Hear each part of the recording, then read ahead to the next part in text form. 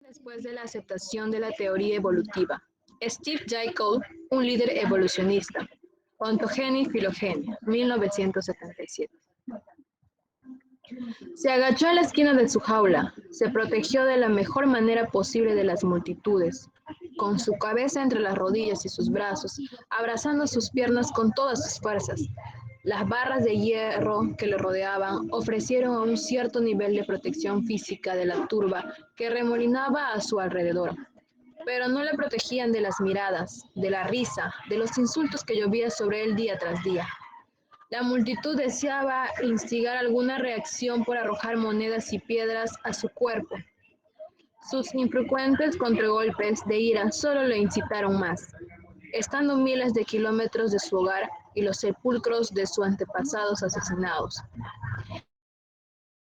Él soñó con los días cuando libremente y con propósito se movía por su tierra natal. Anhelaba casar con sus parientes otra vez, anhelaba la calurosa relación con su esposa e hijos, pero ahora todo aquello se quedó en el pasado. Su familia y tribu habían sido asesinadas en el nombre de evolución, y ahora se encogía en su jaula, un prisionero en el huerto de Darwin. Un hombre llamado Ota. Ota Benga nació en 1881 en África Central. Se crió fuerte y experimentado en los caminos del bosque. Él, teniendo una esposa y 2 hijos, volvió de un día exitoso de cazar elefantes y vio que el campamento que llamaba casa había cesado de existir. Su esposa, hijos y amigos fueron asesinados, sus cuerpos mutilados en una campaña de terror por los brutos del gobierno belga en contra de los nativos evolucionariamente inferiores. Ota después fue capturado, llevado a una aldea y vendido como esclavo. Primero lo llevaron a los Estados Unidos del Congo belga por el renombrado explorador africano Samuel Verne, que lo había comprado en una subasta de esclavos. A menudo lo apodaron el Niño, debido a su altura de 1.5 metros y su peso de 47 kilogramos. En realidad, él era un hijo, esposo y padre. Otto primeramente fue exhibido como un ejemplo de un salvaje en la ala de la antropología en la Feria Mundial de San Luis en 1904. Junto con otros pigmeos, fue estudiado por científicos para aprender cómo las razas primitivas se comparaban con los causáquicos que tenían defectos del intelecto con respecto a exámenes de inteligencia y cómo respondían a tales como el dolor. La revista Scientific America reportó en el 23 de julio de 1904. Son criaturas pequeñas, simiescas, tipo duende. Viven en absoluto salvajismo y aunque exhiben ciertas características simiescas en sus cuerpos, poseen una mentalidad espabilada que parece hacerlos ver más inteligentes que los otros negros. La existencia de los pigmeos es de las más primitivas. No practican agricultura y no tienen animales domésticos. Viven de la caza y de poner trampas, ganándose la vida a duras penas, robando de los negros más grandes y estableciendo sus colonias pequeñas en las orillas de sus tribus, aunque no son tan inestables como el agua y se mueven a lo largo del bosque. Parece que solo han conocido el metal por contacto con seres superiores. Les faltó mencionar la investigación de 1902 por Johnson en el Smithsonian Report, que descubrió que los pigmeos eran un grupo muy talentoso. Johnson descubrió que en su ambiente natural eran expertos en el mimetismo y que eran físicamente ágiles, rápidos y ligeros. Eran cazadores excepcionales, con habilidades sociales y estructuras muy desarrolladas. Los pigmeos realmente tenían fuertes creencias monoteístas de Dios, aunque los extranjeros los vieron como primitivos. Investigación más reciente ha confirmado. La religión de los pigmeos del bosque Ituri se basa en la creencia que Dios posee la totalidad de fuerza vital, de la cual distribuye en parte a sus criaturas, un hecho en lo cual los lleva a la existencia o los perfecciona. Según un dicho popular de los pigmeos, el que hizo la luz también hace la oscuridad. Cuando Verne había visitado a su rey africano, fue recibido con canciones y regalos, comida y vino de palma, tambores.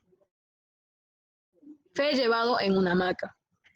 Pero los darwinistas no tomaron nota de cualquiera de estas cosas. Tales observaciones no se alinearon con sus nociones preconcebidas de evolución a su opinión que los pigmeos eran seres inferiores e infrahumanos.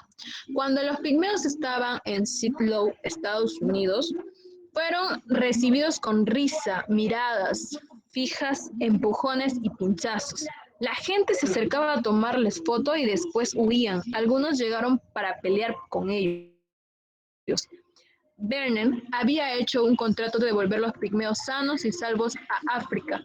A menudo fue una lucha solo para protegerlos, de no ser despedazados en la feria. Rápidamente, las multitudes se agitaban y se volvieron violentas, empujando y agarrando de una manera frenética. Con cada ocasión, Oka y Bafta fueron rescatados con dificultad. Fue dicho de la exhibición que fue exhaustamente científica en su demostración de las etapas de la evolución humana. Por lo tanto, requerían distinguir a los negros más oscuros de los blancos dominantes. La presencia de Ota como un miembro de cultura más baja conocida tenía el propósito de ser un contraste gráfico en los causáicos, que representaban la culminación más elevada de la humanidad. Mientras tanto, los antropólogos a cargo de la exposición siguieron su investigación de examinar y medir. En un caso, la cabeza del primitivo fue desunida del cuerpo y hervida para sacar el cráneo, puesto que creían que el tamaño del cráneo era un índice de inteligencia. Los científicos se asombraron cuando descubrieron que el cráneo primitivo era más grande que el de la estadista Daniel Webster. Después de la feria, Warner llevó a Ota junto con otros pigmeos de regreso a África. Ota pronto se volvió a casar, pero su segunda esposa falleció debido a una mordida de una serpiente venenosa. Además, fue aislado de su propio pueblo debido a su asociación de la gente blanca.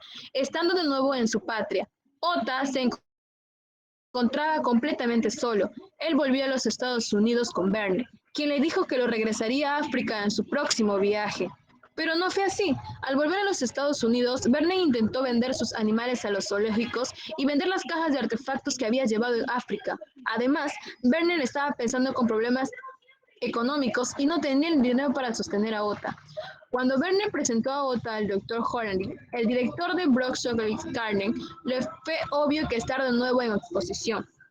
Pero en esta ocasión, la exposición tuvo un toque más siniestro. En el 9 de septiembre de 1906, el titular de la vista New York Times expuso: Hombre de la selva comparte una jaula con los monos de Brock Park.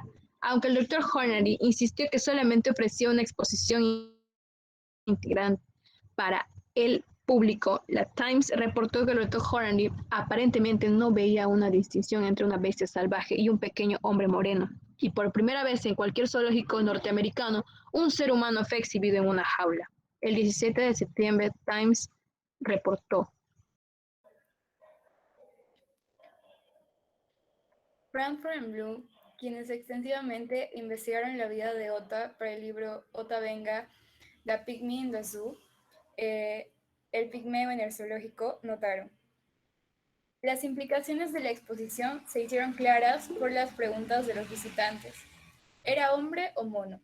¿Era algo en medio de ellos? ¿Is das in Mensch? Preguntó un espectador alemán. ¿Es esto un hombre?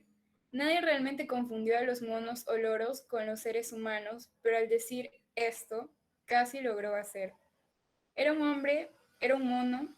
¿Era una etapa olvidada de evolución? El Dr. Hornady era fiel creyente de la teoría de Darwin. La New York Times, el 11 de septiembre de 1906.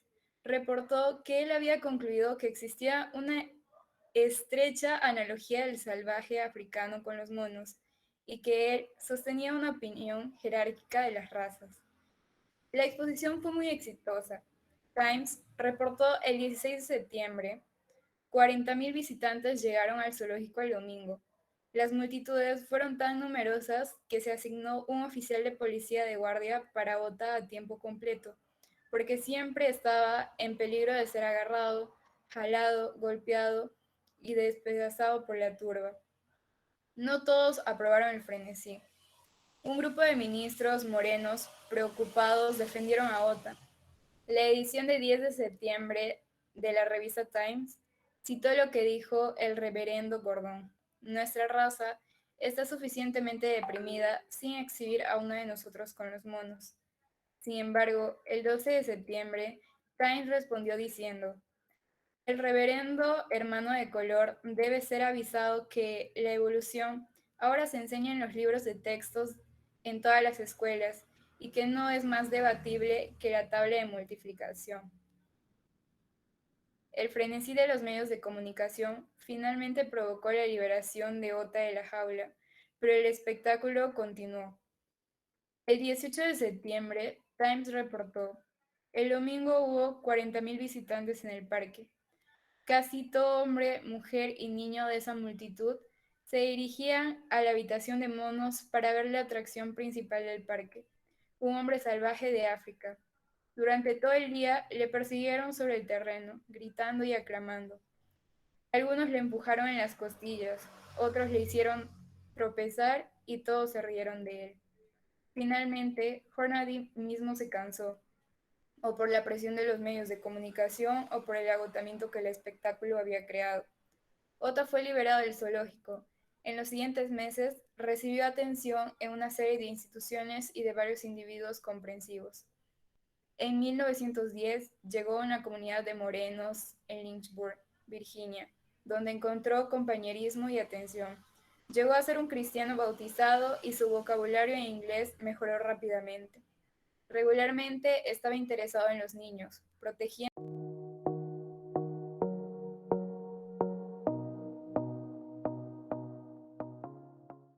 y enseñándolos a cazar. También aprendió a leer y ocasionalmente asistía a clases en el seminario Lynchburg. Después fue empleado como obrero en una fábrica de tabaco. Pero Ota se puso cada vez más deprimido, hostil, irracional y desamparado. Cuando la gente hablaba con él, se daba cuenta que tenía lágrimas en sus ojos cuando les contaba que quería volver a su hogar, concluyendo que nunca volvería a su tierra natal. El 20 de marzo de 1916, Ota presionó una pistola a su pecho y envió una bala a su corazón. Las semillas de racismo. La teoría de evolución darwiniana afirma que los seres humanos cambiaron de moléculas a hombres a través de millones de años, con uno de nuestros estados intermedios siendo el estado de los monos. Esta teoría lógicamente implica que ciertas razas son más simiescas, tipo mono, que humanas. Desde el momento en el que se pluralizó y se propagó la teoría de evolución, los científicos darwinianos han estado intentando formar líneas de continuidad que representan la evolución de humanidad, con algunas razas colocadas más cerca de los monos, mientras otras son colocadas más elevadas en la gama evolutiva. Estas líneas de continuidad se forman solamente por apariencias exteriores y aún se utilizan hoy para justificar racismo, aunque la genética moderna claramente ha demostrado que nuestras diferencias, aunque sean pocas, no van más allá de la piel.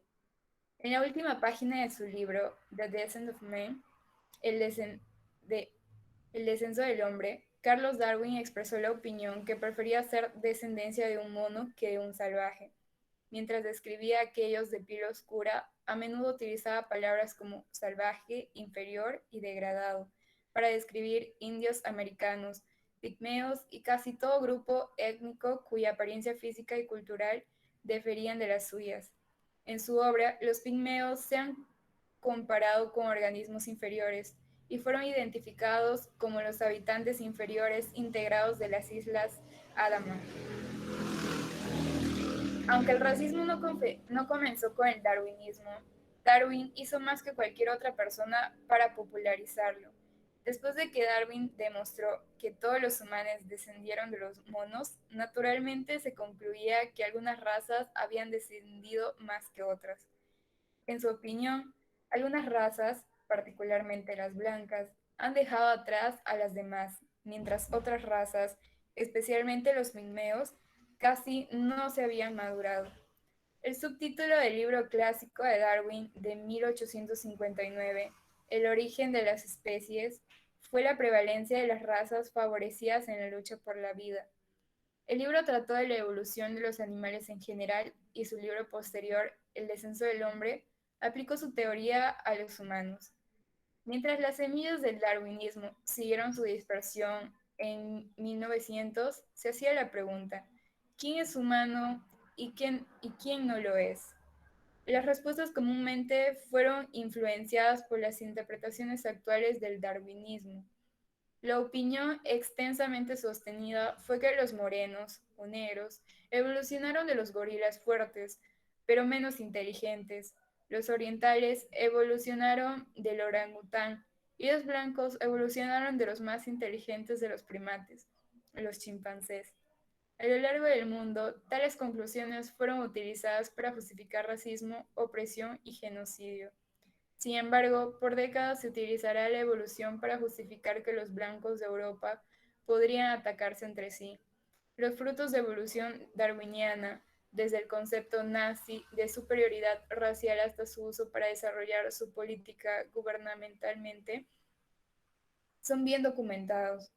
Las obras de J. Bergman en Perspective on Science and the Christian Faith, Perspectivas en Ciencia y la Fe Cristiana, junio 1992 y marzo 1993, son solo unos pocos ejemplos de grandes cantidades de materiales que muestran la conexión entre el pensamiento evolutivo y la matanza genocida de Hitler de los seres humanos inocentes. Jean Fletcher recuerda estas impresiones vividas cuando visitó el Museo del Holocausto en Washington, D.C., Estados Unidos. El vagón del ferrocarril, en cuanto te des cuenta de lo que representa, te obliga a subir, aunque no de la misma manera que las personas que conmemora fueron obligados a bordo hace tantas décadas. El extraño olor, el cual muchos visitantes dicen que debe ser el olor de muerte, no puede quitarse restregándolo y no se le debe quitar porque sirve de recordatorio a nuestros sentidos en una manera visceral de lo que sucede cuando los hombres dejan a Dios y las ideas malévolas no son retadas. Cuando Adolfo Hitler buscó una solución final para lo que llamaba el problema judío, el hecho de la existencia de los judíos solo tenía que recordar lo que abrazaron los científicos como Ernest Haeckel y teólogos liberales, que un proceso sin propósito, conocido como evolución, había generado toda complejidad de la vida. Incluso la misma civilización lo había hecho a través de un procedimiento despiadado de los fuertes, eliminando a los débiles. Cada vez más se enseñaba que la Biblia era un mito a la medida en que se dispersaba la influencia de esta idea. La continuación del racismo en la tierra europea ha resultado en luchas amargas e inconmensurables, matanza entre aquellos de diferentes razas que ocupan los mismos terrenos. El reciente conflicto étnico entre los serbios y croatas, la desilusión de Checoslovaquia a la República Checa y Eslovaquia solo son unos pocos ejemplos. Sin embargo, el efecto del darwinismo en el racismo ciertamente no se limita a Europa. El fruto del huerto de Darwin se estaba y aún está cosechando en mi tierra natal de Australia, que fue involucrada en un intercambio horrendo de espécimes del eslabón perdido, impulsado por previas ideas evolutivas y racistas. Hay evidencia documentada que muestra que los restos de quizás 10.000 o más aborígenes australianos fueron enviados a museos británicos en un intento frenético para demostrar la creencia extendida que ellos eran el eslabón perdido. Evolucionistas en los Estados Unidos fueron fuertemente involucrados en esta industria floreciente de coleccionar especies de infrahumanos. El Instituto Smithsonian en Washington guarda los restos de más de 15.000 individuos. Algunos de los renombrados en la ciencia británica, juntos con conservadores de museos, fueron involucrados en este comercio de robar sepulcros a una medida de gran escala. Estos incluyen el anatomista señor Richard Cohen, antropólogo señor Arthur Kate y el mismo Carlos Darwin. Darwin escribió solicitando cráneos tasmanos cuando solo quedaban vivos 4 de los aborígenes de la isla, con la condición de que su solicitud no hiriera sus sentimientos. Incluso algunos museos no se interesaron solamente en los huesos, sino también en las pieles removidas recientemente. A veces lo utilizaron para proporcionar interesantes exposiciones evolutivas cuando lo rellenaban. Se ofrecían buenos precios por esos espécimes. Evidencia escrita muestra que muchos espécimes frescos fueron obtenidos por simplemente salir a asesinar al pueblo aborigen de mi país. Conrad Wills, alcalde de Bowen, en Queensland, Australia, es un lecho de muerte. Gráficamente describió en una carta cómo había matado y desmembrado miembros de tribus locales en 1865 para proporcionar un espécimen científico. Edward Ramsay, conservador del Museo Australiano en Sydney por 20 años, desde el 1874, fue especialmente involucrado. Publicó un librito para el museo que proporcionaba instrucciones no solo acerca de cómo robar sepulcros, sino también cómo tapar heridas de bala en espécimes recientemente matados. Muchos coleccionistas independientes trabajaron bajo su dirección. Por ejemplo, 4 semanas después de que Ramsay solicitó cráneos de negros, Bunge, un científico joven y entusiasta, le envió 2 de ellos, anunciando los últimos de su tribu apenas habían sido fusilados. Las semillas del huerto de Darwin se dispersaron incluso hasta Asia, donde se utilizó el pensamiento evolutivo para justificar sus actos de racismo y genocidio. Les habían dicho a los japoneses que eran la raza más altamente evolucionada de la Tierra, para justificar la agresión expansionista de su nación. Después de todo, los europeos con sus brazos más largos y pechos peludos claramente eran más estrechantes relacionados con el mono. No. Por supuesto, los occidentales tomaron represalias, a menudo retratando el japonés como salvajes no civilizados, con el propósito de deshumanizar su matanza con armas de destrucción masiva. En Norteamérica se había utilizado el darwinismo para justificar la esclavitud en las colonias, tanto como la eliminación de tribus nativas salvajes que estorbaban la expansión europea hacia el oeste, todo en el nombre de destino manifiesto. Personas en varios continentes querían demostrar que su raza originó primero. Como resultado, los alemanes pregonaron los fósiles neandertales, los británicos hicieron lo mismo con el nombre Pit-Dom, etc. Actualmente, miembros del Ku Klux Klan justifican su racismo en la base que son una raza más avanzada desde el punto evolutivo. El movimiento actual de identidad cristiana cree que los judíos y morenos realmente no son humanos. Hoy en día, el darwinismo y el pensamiento evolutivo incluso facilitan a los profesionales ordinarios y respetados, de otra manera, dedicados a salvar vidas, a justificar su participación en la matanza de millones de seres humanos no nacidos, quienes, como los aborígenes del pensamiento darwiniano de antes, también son estimados aún no completamente humanos. ¿Cómo llegamos a este punto? Hace 6.000 años Dios creó un mundo perfecto y elaboró a los primeros humanos a su imagen. Los humanos fueron creados para gobernar bajo Dios y cuidar a toda la creación de Dios. Después del diluvio, Dios reafirmó este plan a Noé y a sus 3 hijos. Según la palabra de Dios, toda la gente del mundo actual descendieron de los 3 hijos de Noé, los cuales descendieron del primer hombre, Adán. Así que todos compartimos la misma línea de sangre, todos somos hermanos y hermanas y primos de la misma familia.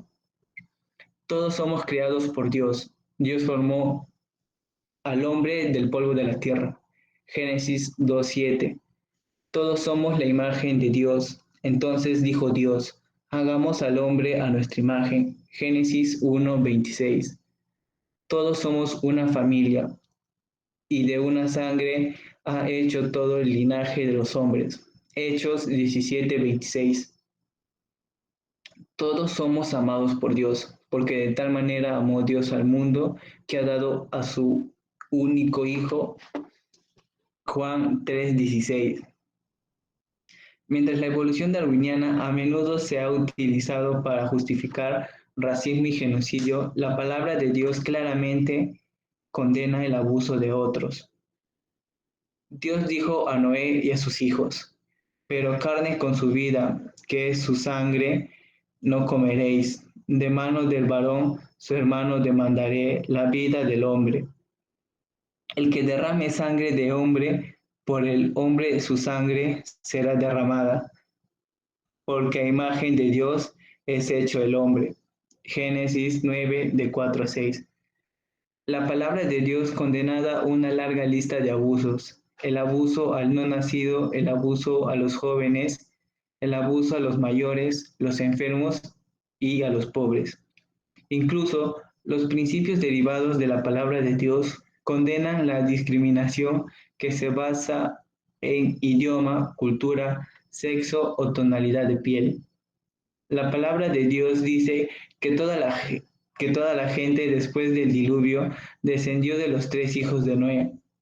Estos 3 son los hijos de Noé, y de ellos fue llena toda la tierra. Génesis 9:19.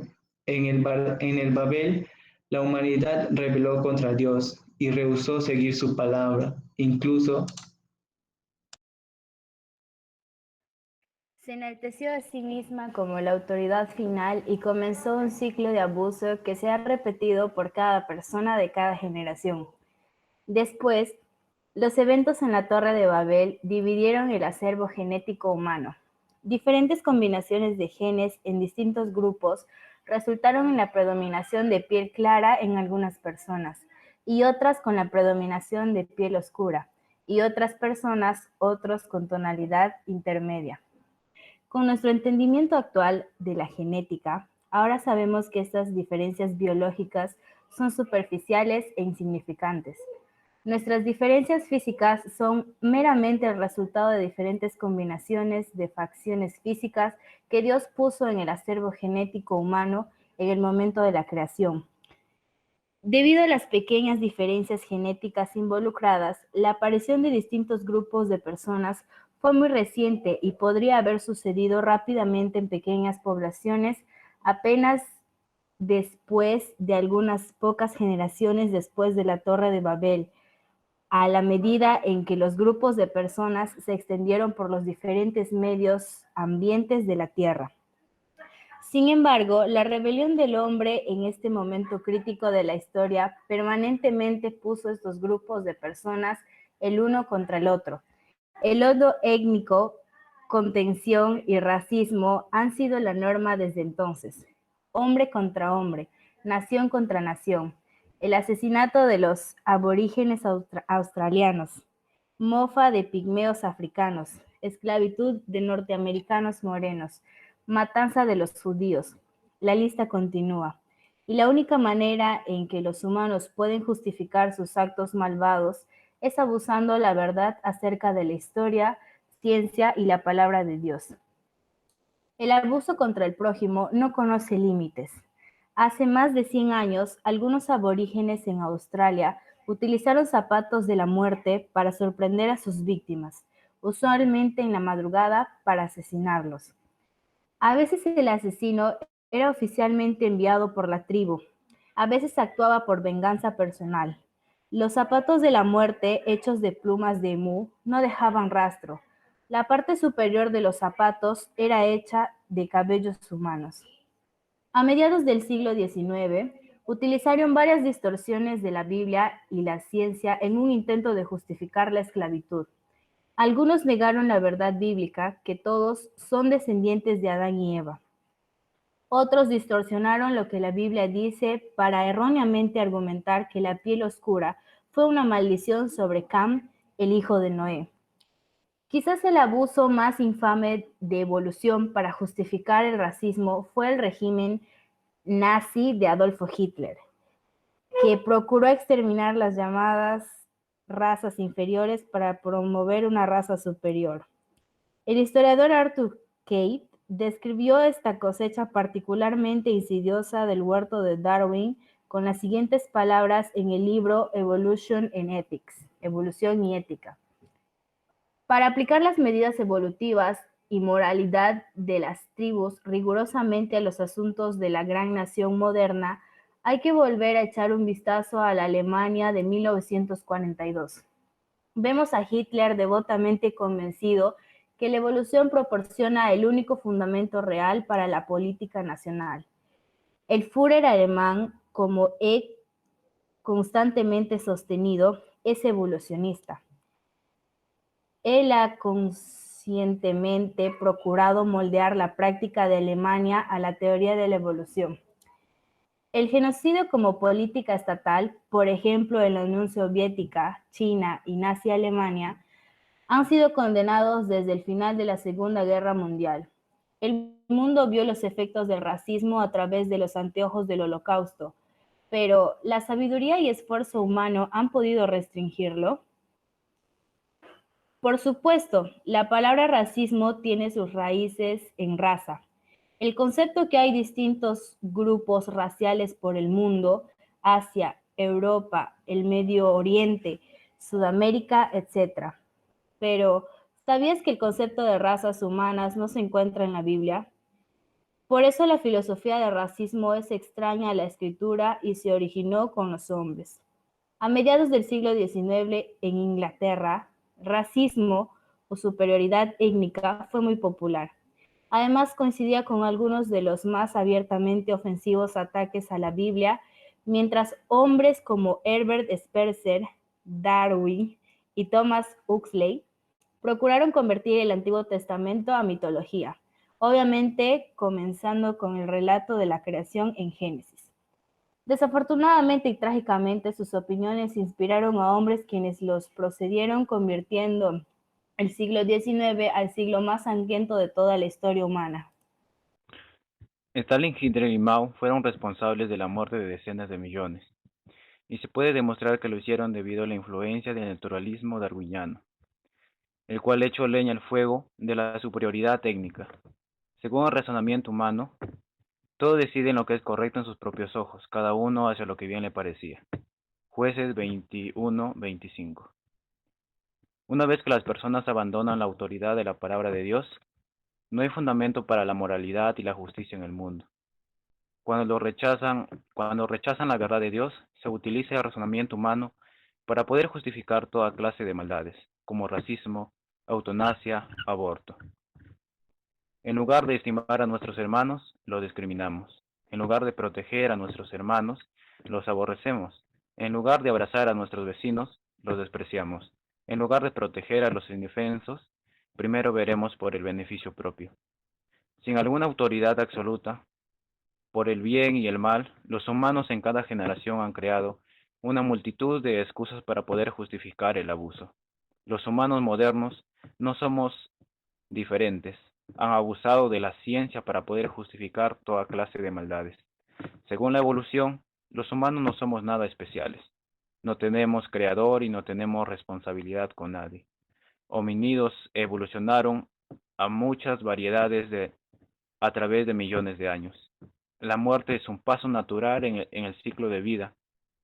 Solo somos animales y los más aptos sobreviven. Incluso Stephen Guy Goldings, un líder evolucionista, explica cómo personas del siglo XIX abusaron la ciencia para poder sostener sus propios perjuicios. Argumentos biológicos para el racismo pueden haber sido comunes antes de 1859, pero aumentaron gradualmente después de la aceptación de la teoría evolutiva. El huerto de Darwin, una raíz penetrante y poderosa de racismo, sigue expandiéndose por nuestra culpa y nuestro mundo. No es solo una parte de nuestro pasado, permanece también a través de las generaciones. En algunos sitios han habido progreso. En ciertos campos de nuestra sociedad han rechazado el racismo y hombres y mujeres se están uniendo como hermanos y hermanas. En otras partes del mundo, el odio racional y étnico sigue desencadenándose en proporciones astronómicas. Los noticieros de la tarde cuentan acerca de los hombres odiando a hombres debido a su tonalidad de piel o, o a la forma de su cara. ¿Cuándo terminará esto? Ciertamente terminará en la segunda venida de Cristo, cuando la verdad y el orden serán restaurados. Pero hasta entonces, ¿qué debemos hacer? ¿Cómo debemos vivir, pensar y responder a nuestros prójimos en este planeta? ¿Hay esperanza alguna? Creo que sí. Mientras seguimos estudiando la historia del racismo, veremos estas dos soluciones: principios bíblicos y hechos científicos. Son herramientas indispensables y poderosas para poder desarrollar el huerto de Darwin y para sembrar nuevas semillas de verdad en nuestros corazones, nuestras iglesias y en el mundo entero.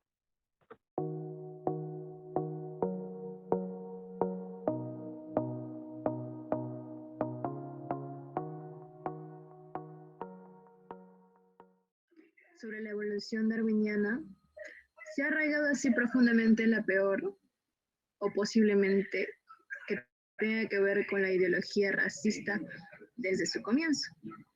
El libro que acabamos de presentar significa o nos ofrece un breve resumen, no tan completo que digamos, tanto de los efectos de la evolución en la historia de los Estados Unidos y América, y va más allá así para mostrar la cosecha global que mayormente el mundo va viviendo, tanto la muerte y la tragedia que todavía tiene raíces en los escritos destructivos de Darwin. El legado trágico de las especulaciones controversiales tanto de Darwin sobre la evolución, que estos de consecuencias que se han realizado cosas extraordinariamente que no han estado supuestamente con la teoría. Entonces, una sola raza, una sola sangre, probablemente revela tanto los orígenes de sus tragedias como la verdad relevada en las escrituras, que Dios simplemente creó una raza y como personas que literalmente hemos avanzado, es definir de una sola manera de que debemos amarnos y respetarnos unos a los otros.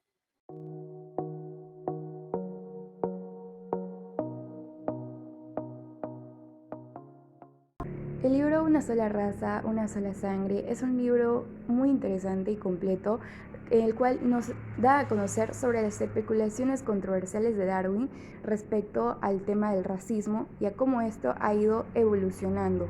Asimismo, nos muestra la evolución en la historia referente a los Estados Unidos y América Latina sobre este tema y cómo esto va mucho más allá de la muerte y la tragedia. Además, nos muestra también una parte profunda con respecto a la visión cristiana en cuanto a la raza y todo esto desde una perspectiva compasiva y única.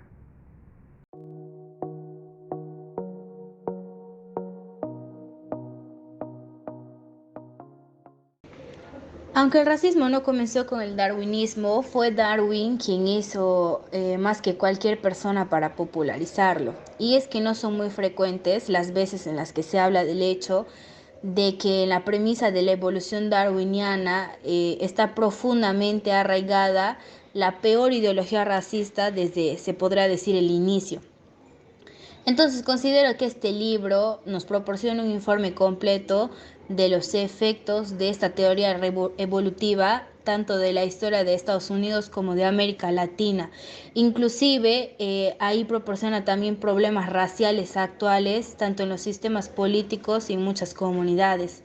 Y es así como nos lleva más allá de los acontecimientos para mostrarnos, se podrá decir que la cosecha global ha dado la muerte y la tragedia actual, las cuales pues tienen sus raíces en los escritos de Darwin.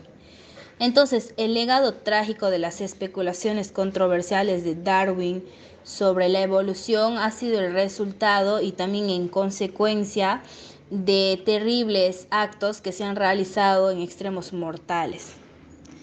Considero que el libro Una sola raza, una sola sangre revela tanto los orígenes de, se podría decir, estas tragedias como de la verdad revelada en las escrituras que Dios ha creado, en donde podemos descubrir, por ejemplo, los orígenes de los grupos de personas, la genética del color de la piel y también el hecho de que todos pertenecemos a una sola raza y así nos ayuda a entender el Evangelio.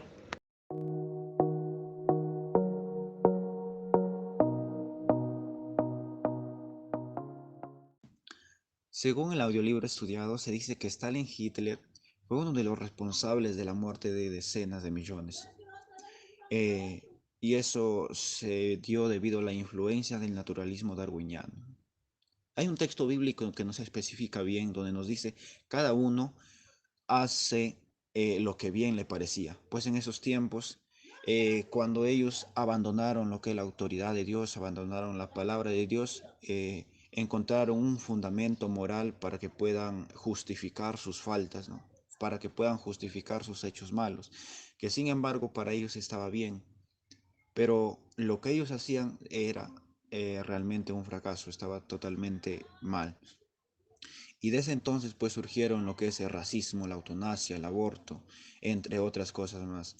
Se dice que los de color negro en aquellos tiempos se encontraban esclavizados en aquellos campos de Estados Unidos, mientras que los de color blanca, aquellos miembros se encontraban desfilando. En el día de hoy nosotros no somos nada especiales, somos como el tiempo de antes.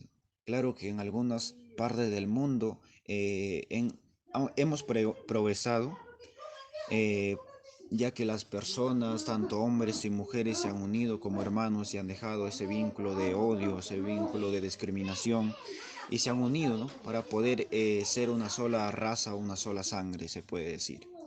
Pero en otros lugares del mundo seguimos igual. Seguimos en odio, seguimos en rencor, seguimos discriminándonos. Pues debemos desarraigar ya lo que es esta teoría del huerto de Darwin.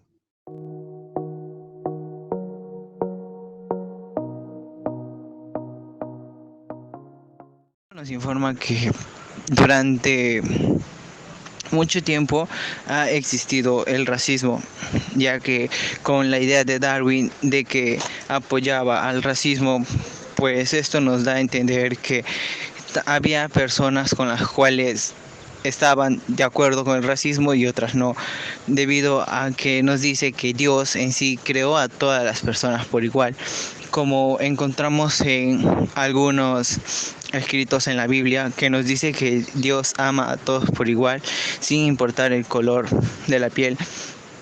Y que, sin embargo, a medida que pasó el tiempo, esta idea fue evolucionando más, debido a que algunas personas apoyaban más la teoría de Darwin, ya que apoyaba el racismo, y pues nos da a entender que en sí hubo épocas muy fuertes en las que normalmente el racismo fue uno de los problemas grandes, ya que mucha gente fue discriminada por su color de piel o por ser mestizos o entre otras cosas. Debido a esto, el libro nos da a entender que durante cierta época sí el racismo fue uno de los problemas mayores